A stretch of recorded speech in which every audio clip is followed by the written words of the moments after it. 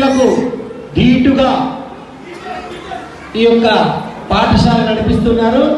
ఇది మేము గమనించే మా యొక్క మనమరాల్ని ఈ స్కూల్లో చేర్పించడం జరిగింది.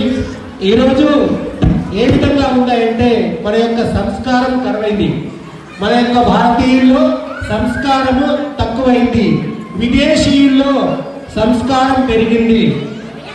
మరి అటువంటి సంస్కారాన్ని అందించాలంటే మన యొక్క స్కూల్స్ ఏ విధంగా అయితే అమ్మ ఒడి బడి గుడి, సంస్కారం ఎక్కడ దొరుకుతుందండి? అమ్మ ఒడి బడి గుడి, ఈ మూడి దొరుకుతుంది. కానీ అది ఈనాడు కరువైంది. ఎందుకంటే అమ్మ ఒడిలో ఎందుకు కరువైందంటే నానమ్మలు అమ్మమ్మలు తాతయ్యలు వృద్ధాశ్రమంలో ఉంచుతున్నారు కాబట్టి ఇంట్లో సంస్కారం దొరకడం కరువైపోయింది.